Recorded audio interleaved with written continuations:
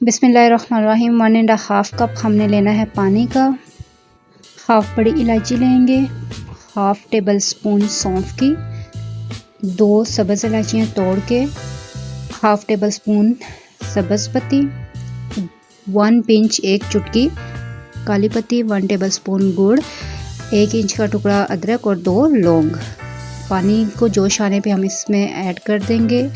ये सर्दियों का एक लाजवाब तोहफ़ा है। काढ़ा बच्चों को नज़ला खांसी ज़ुकाम हो तो उसके लिए बहुत बेस्ट रेमेडी है।